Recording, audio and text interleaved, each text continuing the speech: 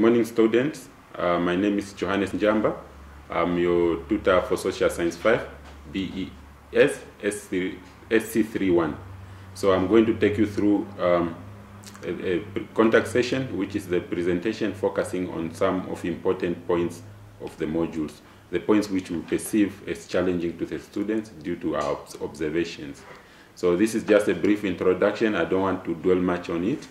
I want to go straight to the content, but this one is just to tell you that I'm focusing on the most challenging points, and also just to remind you that although I'm focusing on this point which we perceive as important, it doesn't mean that the other points are not necessarily important. You should study the whole books, the whole study guide. Thank you. I proceed. So the first point is in Unit 1, understanding the rationale and pedagogy in geography. This is mainly looking at the aim of the geography syllabus. It's very important to understand this part as a student studying geography. You must know the importance of studying geography, which is to gain skill and knowledge. It also creates awareness of spatial distribution of phenomena, and also create knowledge and understanding of terminology and concept. One of the terminology I already mentioned is spatial distribution. Once you do this syllabus, you get to understand those concepts, and also understand the relationship of people and their surrounding environment, and the physical environment for human activities. Okay, so it's very important to understand the aim of this geography syllabus. So moving on. So the other point I want to look at with you is Unit 4, which talk about the plate tectonics, earthquake, and volcanoes. So this one, we talk about earthquake, we talk about volcano, but you also need to understand more than that. Okay, to start with, when you are studying this syllabus, you need to understand. For example, people just say, I'm studying geography, but what is geography really? Those are the basics you need to learn. When someone say, okay, you are studying geography, you must know what geography is. It's about the world in which we live in. It's the study of our surrounding, of our world, because geography have a lot of aspects. There's environment, there's people, there's all these kind of things, plate tectonic, there's weather, there's atmosphere, all that. It's just about the world we live in. It's the study of the earth, landscape, people, places, and environment. So what are the value of studying geography? Why do I have to study geography? So we study geography to gain certain skill, which is field work. When you do field work, you collect data, you analyze it, and you present it. In a way, you are learning these skills. You interact with people when you are presenting. When you are collecting data, you might collect with others. You are alone, and you can present alone or in groups. So you gain these skills. Also, research and report writing. In geography, when you do geography, you do all kinds of researches, starting from human to environment and all the surrounding. So you gain research skills, and when you do research, you produce a report. You also gain that skills of writing reports. In geography also, we deal a lot with maps. So you'll be preparing maps and diagrams. These are some of the things, the value of studying geography. And you analyze problems. There's also decision making involved in geography. When you do research, you get the results. From the results, people make decisions from the findings. So decision making and skills, numerical skills in mapping, map workings. Also, you deal with numbers, scales, and all that. So you gain this numerical skill, team working skills, because you work with people, and also planning. There's a lot of planning. So, what is earthquake? Earthquake occurs when the ground shakes violently because a piece of crust of the earth has suddenly moved. So you experience a sudden shake on the earth. So that's earthquake. It can damage properties and human life. Okay, the factor that influences the damage caused by earthquake.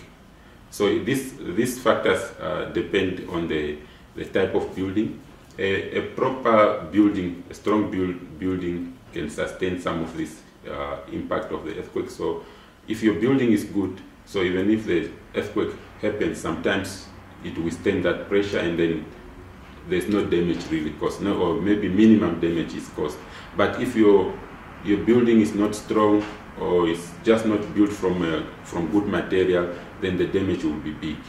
So it also, one of the factors also, it depends, even if your building is good, also the magnitude, the size of the earthquake also matters. The bigger it is, the higher the chance that you'll be affected by earthquake. It also depends on the season. There are seasons where, like for example, on summer, people go out a lot, they are out there. Then in winter, when people are inside. So all those factors play a role in the amount of damage the earthquake can cause. There's also type of rock. It depends where you are staying. Some places are built on hard rock, some are on soft rock. So places on hard rock, they hardly get affected by earthquake compared to those places which are built on soft rocks. And also the depth of the focus. If, for example, the epicenter of the earthquake is far deep, you will not feel that vibration to an extent that it's causing damage. So, which means the damage is minimum compared to if the epicenter is very near. So, if the epicenter is very near, you experience a lot of shaking and therefore huge damage will be caused. And also in rescue services, for example, people who are staying in urban area like here in Windhoek, if something happened, there's a rescue service.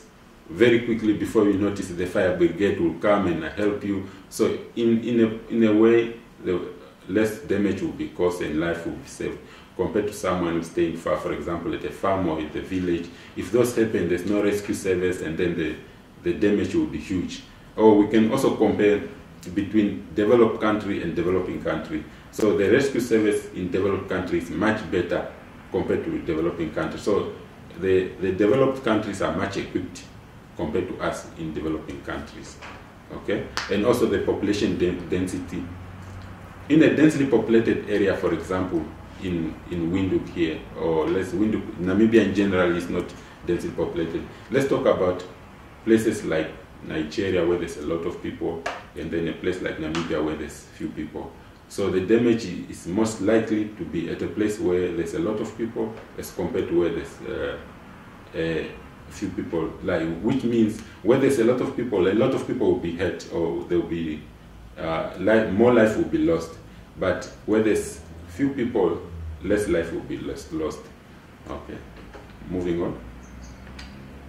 So the impact of the earthquake on people, to start with, is building. I spoke about the building. When there's this earthquake, buildings will collapse. There will be a lot of damage. People will be trapped in building, and so a lot of things happen. Gas pipe, for example, will burst, and this can cause fire. Smoke from the fire resulting from the earthquake can cause breathing problem. Bridges and roads will be damaged. This will affect things like emergency services and communication. Electricity line will be destroyed, so they will be cut off in terms of electricity. A lot of things happen in earthquake. Telephone line destroyed. I mentioned about communications, so therefore there's no telephone line. You can't even call for help. You are trapped, you are alone, no one knows where you are. Water pipe will burst, which affect water supply, so you might run out of water and you are isolated there. Shops will be destroyed. Not only shop, also other essential services will be destroyed, therefore there won't be proper services. Some bodies will not be discovered, so they will be there decaying. And I mentioned about shops and electricity and all that, which will all eventually will build up, and the economy will also collapse because the people are ahead, no one is working, infrastructure is damaged, so the economy is the next one which will collapse. All this insurance company will lose because they have to pay out. People are ahead, buildings are broken, cars are destroyed, roads are, all this insurance company will lose money because they have to compensate all these damages, and there will be no tourism. So the sector will also suffer.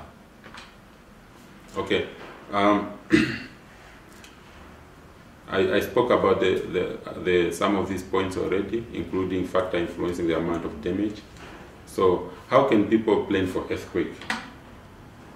So people can plan for earthquake when there's proper planning. There's also instruments to detect earthquake. If it's likely to occur, then people can evacuate, and also just build proper structures to sustain earthquake and all those things. So we move on. We are moving on away from earthquake. We talk about volcanoes now.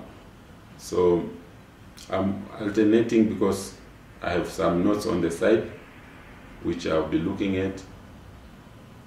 So I don't want to be limited to the presentation, but I also want to look at other notes which I have on the side.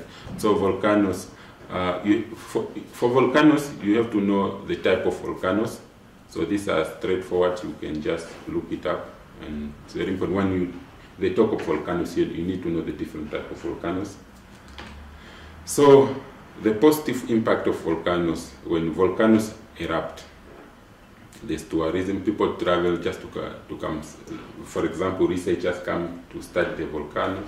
Some just come for the sake of seeing that scene after the volcano has passed. There's valuable material like diamonds, which are underground. When the volcano erupts, it comes along with these materials, including things like diamond.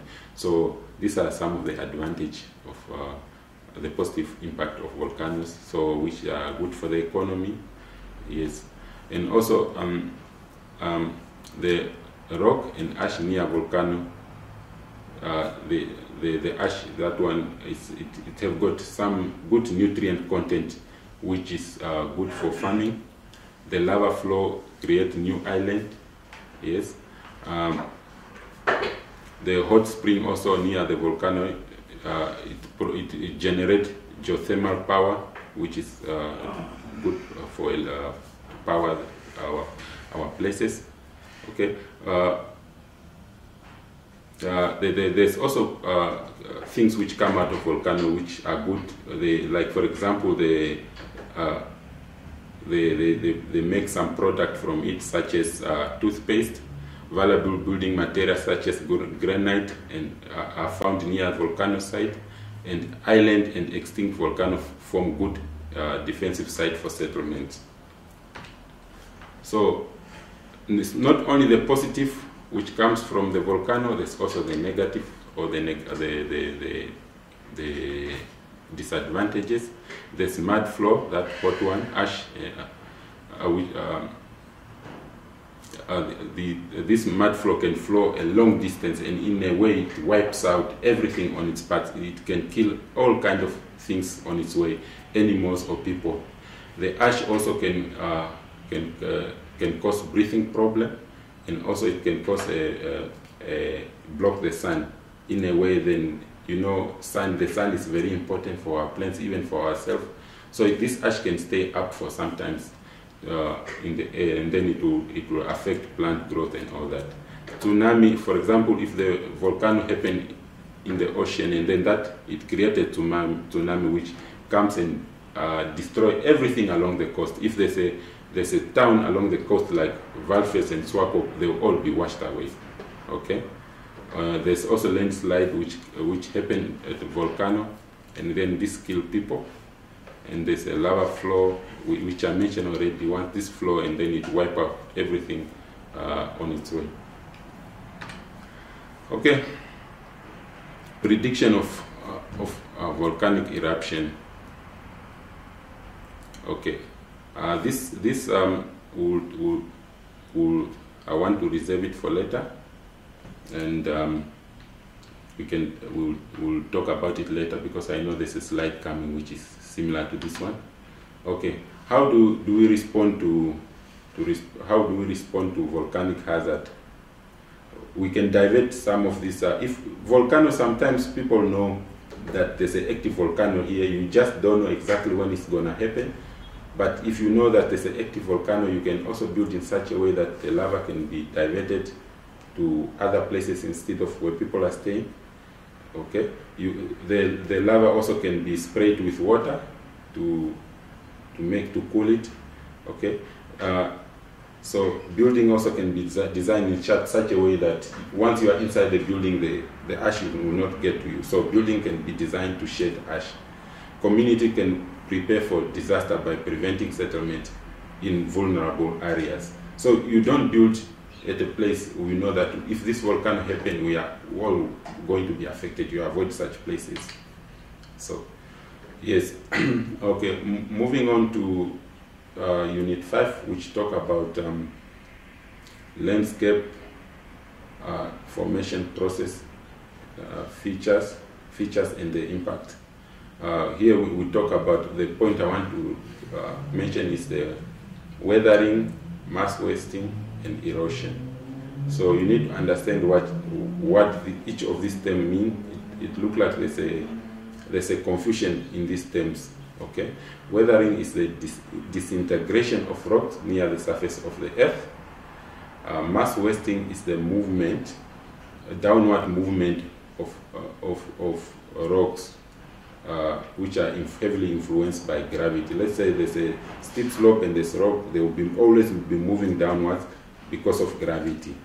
And erosion is the process by which soil and rock are removed from earth, either by water or by wind.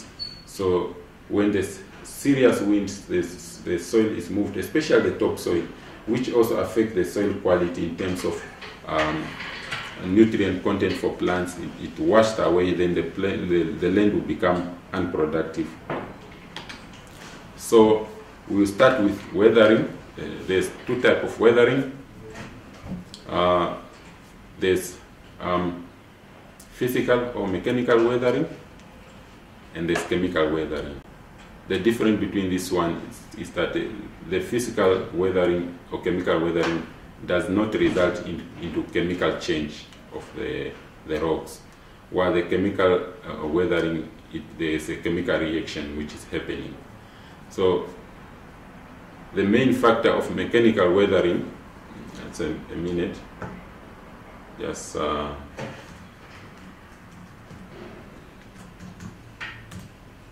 okay, the main factor of mechanical weathering are, give me a minute.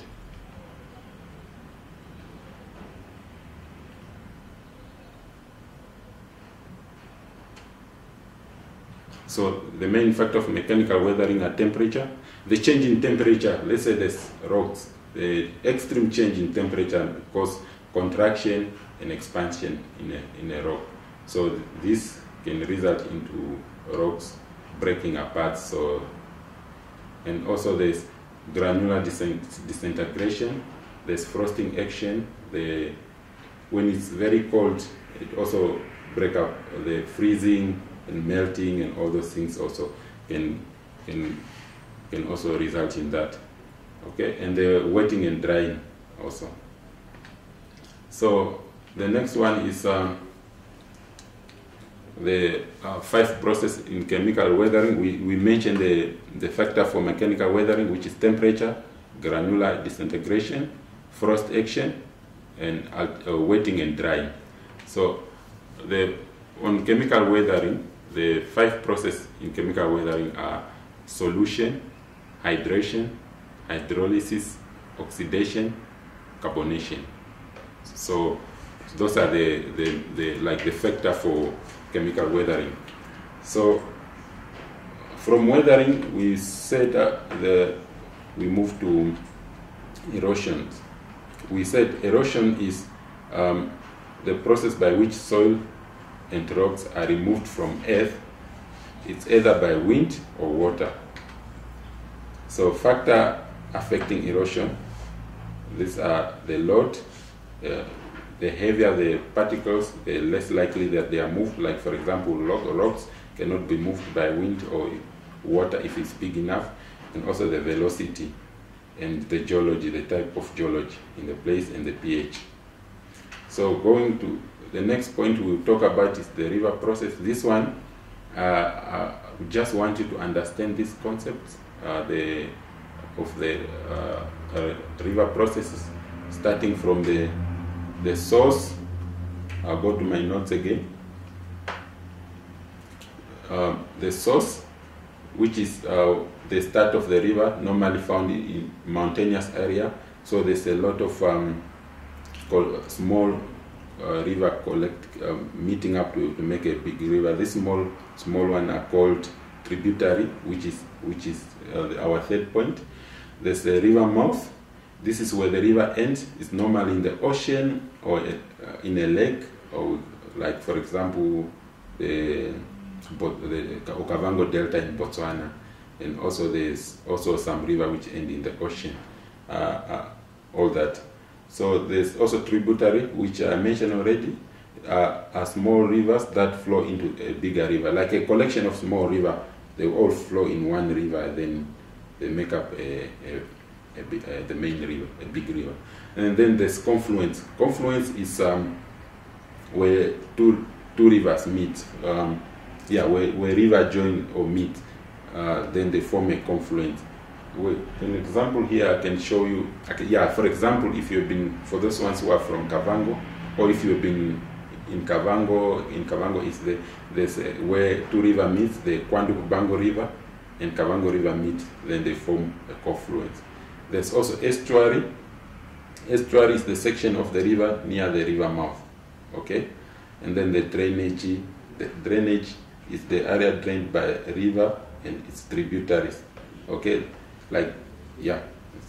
And then there's a river basin, watershed, the river system, discharge, tributary, riverbed, riverbank. The riverbed is the bottom part of the river.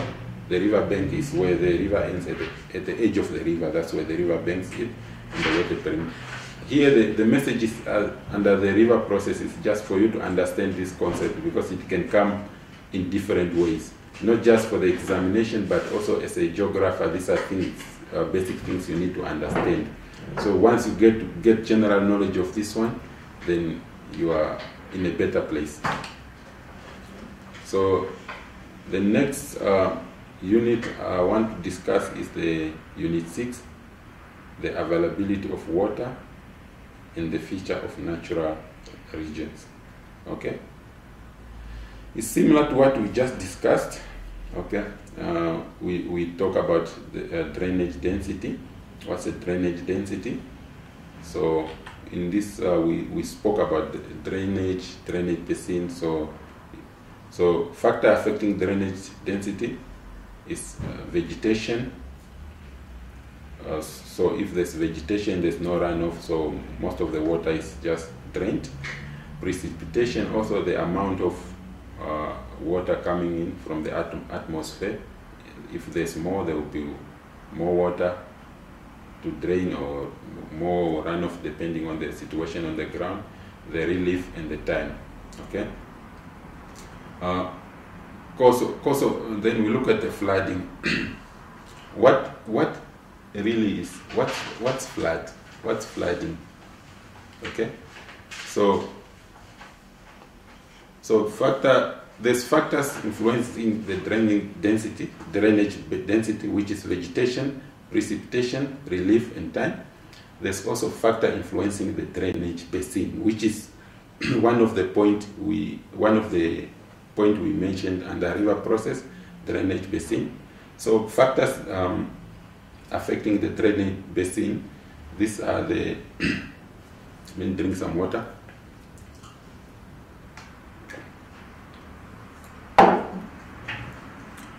The size of the drainage basin.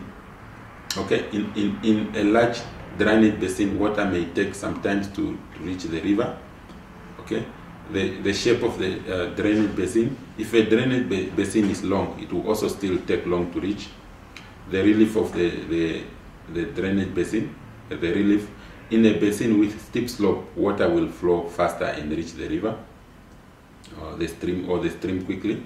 And nature of the precipitation, which is some of the things we mentioned.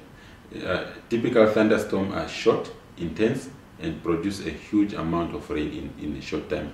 When the rain is softer, water will soak into the soil and there will be no runoff. Okay, so let's move on to flood. Okay, when there's so much water that then the ground can take, so water will soak, but then there will still be extra water, so the ground can't take it anymore. Then there will be the flood. So what causes the flood? Deforestation. If there's a lot of deforestation, then there won't be plants to assist water soak in the ground. There will be a lot of runoff. So we mentioned here the vegetation. That's one of the important part of having vegetation. Poor farming technique. If you just farm uncontrollably, there will be a lot of runoff, which can easily cause flood. Overcultivation, which is also related to poor farming technique. Okay, overgrazing, so there won't be any grass or anything to hold the water, so there will be a lot of runoff. Okay, and poor planning in terms of building also can cause that, and population growth. Okay, the natural cause of flood is heavy rain, snow melting at the end of the winter. In places like Scandinavia, for example, in the northern part where there's a lot of snowing happening, at the end of the winter, all this snow they melt. So in the process, when the snow melts, then it turns into water. This water needs to be collected somewhere. If you don't have if there's no big river or something, flooding also can happen. If the streams are not big enough, then the flood it's possible it can happen. Obstruction of waterway. For example, if in the stream there's a lot of reed growing uncontrollably, this can block the water, and then it will cause the flood. Oh, okay, so let's move on. The effect of flooding. Flood can result in loss of life. I'm talking about serious flood where people, if you can't swim or you can't find a supporting structure where you can hang on until a rescue comes, people really do die. It can cause erosion. We mentioned that wind and water can cause erosion. Now, in this case is flood. This is a lot of water, so a lot of soil will be washed away, will cause erosion, and then in the process the land can be affected in terms of the soil fertility and all that things. And it can also cause water pollution. It damages sewage, and then this also can be linked to water pollution. Once the sewage is damaged, then water pollution also happens. And water-related diseases, there will be a lot of mosquitoes, and because of the water, and then it's water-related diseases such as malaria, bilharzia can happen. And then flood also affect the roads, the bridges, they get damaged. Then there won't be any communication or transportation of goods, so there's limited help. Okay, there will be destruction of crops. As much as water is needed for crops to grow, but a lot of it also can cause destruction. Then this can also result in low yield of food, which will cause hunger. Okay, and then for example, let's talk about this disruption of school and tourism. Let's not go far. In the north, when there's flood, then sometimes communities are blocked from schools, churches, and all that. So there won't be this because people need to cross the water to get to the school. Okay, the other thing which is challenging also is we need to look at the climatic regions. Just give me a minute. Just going on my notes. Okay. Climatic regions, these are big areas characterized with the same climatic conditions. So it's also in the notes. It's good that you look at this. It's very important. So some of the climatic region include equatorial region, the tropical savanna, tropical desert, and the Mediterranean. what I'm requesting the students to look at on this one, on climatic region. You need to know where they are located. They are characteristic in terms of temperature, in terms of rainfall, in terms of vegetation and human activity. Let's take equatorial region, for example. These are the regions which are located along the equator, which is just somewhere in the middle. Below it is the northern hemisphere. Below it the southern hemisphere. Above it is the northern hemisphere. So the equator is located there at the equator. So you look at the temperature of the equatorial region. Usually it's constant and it's very high. It doesn't matter the time of the day. It doesn't vary a lot. It's very stable. There's high rainfall. Okay, in terms of rainfall, it rains throughout the year. And then there's vegetation.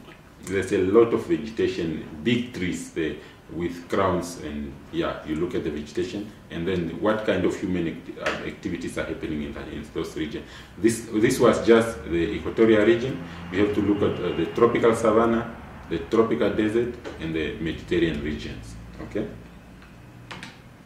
Then the other unit we wish to look at, I would like to talk about is the Unit 6, which talk about the availability of water and features of natural regions. Okay. Let me also just follow my notes. So in this one, look at drainage. We already mentioned drainage, the drainage basin. This time look at the drainage basin and the related concepts. So all the concepts around the drainage basin, familiarize yourself with concepts such as evaporation, condensation, precipitation, evapotranspiration, interception, infiltration, percolation. Okay.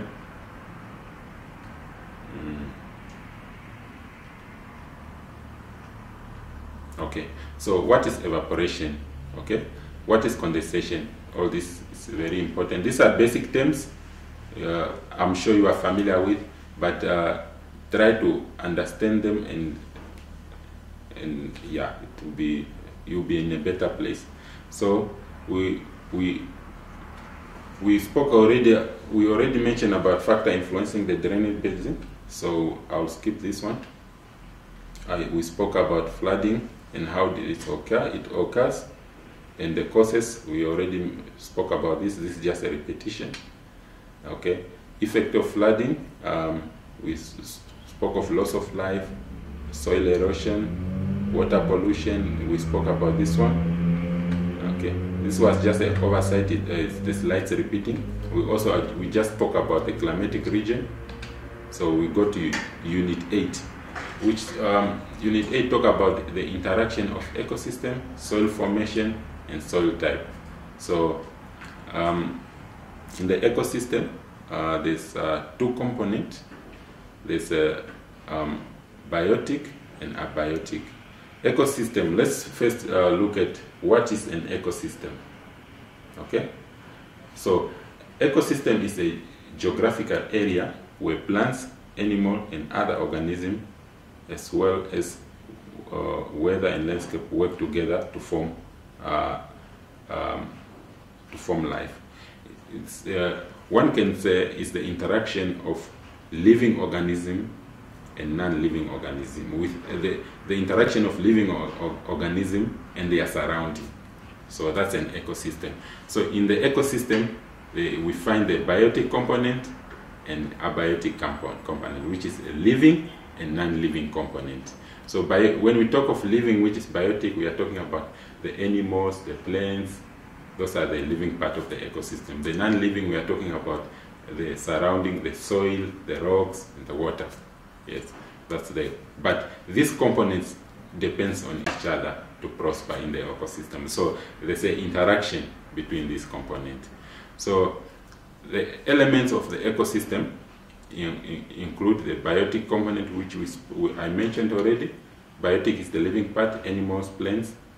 An abiotic component is the non-living part, the soil, the rocks around, energy flow in terms of, you know, the sun is the source, and then we have primary producer, secondary producer, the consumers, and all that. When the sun supports the plants to grow, and a zebra will come eat the plants, a lion will come eat the zebra. So that's how this components in the ecosystem depending on each other, and that's how the energy transfers from the sun up to the predator. The sun will support the plant to grow, the plant will be eaten by a zebra, the zebra will be eaten by a lion. So the energy in that way to flow, and also the material flow. So understand the soil profile and description, or there's a lot of, in the profile you find horizons. There's O horizon, A, B, C, and R horizon. You look at them and their description. So,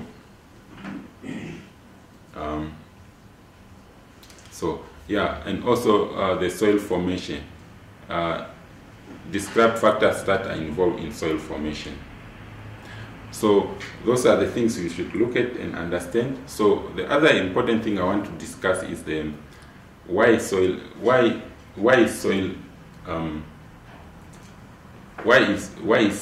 an important resource. You must understand that we take it for granted. Soil is everywhere, but why is soil important? You see, soil supports the growth of plants, and also soil help to sustain life on earth. If there's no soil, then there won't be farming, and then there won't be plants growing, so we will not have food at all. So soil sustain life on earth. Soil support growth of plant. Soil also help in purifying and cleaning the water. Yes, when the water drain and in the soil, and some of it reach the underground water. In the process, it filters all the impurities from the soil, which is now helping in cleaning the water. Decomposer in the soil also help recycling nutrients. It also play a role in recycling. So the next one we will talk about, I'm a bit fast because I have a lot of content I need to cover. Is Unit 18, which talk about the environmental conservation and management. Okay, the first one is mining. So we look at mining, the impact of mining. When I talk about impact, we should look at the negative and the positive impact. So impact of human activities such as mining on the environment. We can see, we can talk of soil loss. We just spoke about soil erosion. So mining contributes to this problem. So when the soil erosion, then soil fertility is lost. So that land will be barren because of erosion, and after mining, the land won't be used for anything. It will become almost unproductive. So it causes soil loss, and it speeds up weathering. When mining, you dig up the land, and then you expose some of the rocks which were underground, which were not supposed to be exposed to the air, and then those chemicals in the rock will react with the air, oxygen, and then the chemical weathering is speed up in the process. Okay, these mines abandoned after the mining. These mines are abandoned, and in the process, the pit is left open. So this pit filled up with water, and then it will be a breeding ground for mosquitoes and other things. Okay, and then mining also pollutes the soil. Also, we'll look at deforestation. What is deforestation, for example? Deforestation is the cutting down of trees. So what is the cause of deforestation? Okay. Okay. Sometimes development can be the cause of deforestation, and also the fencing of land. Land is fenced from the majority of people. The remaining areas or the limited plants which are there, then they get abused, they cut down by the people, the pressure in those ones, and also the the development of timber industry also, all those kind of things. The reasons are there in the causes are there in the study guide. Just look at it, and then it's fine. We spoke about when we spoke about the ecosystem, biotic, the living and the non-living part of the environment. These are the same thing. This is the same thing listed here. So I'll just move on. So the next unit we should look at is the population studies, which is I believe most of the students understand better here. So we look at the causes of rapid population increase. Okay. For example, now we are exposed to better medication as compared to the past. So people are living longer, so greater life expectancy. In the past, there was higher death rate, so there was like it was mitigating or affecting population growth. Now people are being treated and all that, so which is causing the rapid increase in population. Only few people are dying. Okay, they reduce on infant rate. Now babies are surviving. Improved farming method, resulting in food for the people to eat. So there's food for people to eat. Improved health condition. We spoke about medication. Now people are getting better medication, and high birth rate. All these are causing a rapid increase in population. So the other thing is look at the population structure of countries.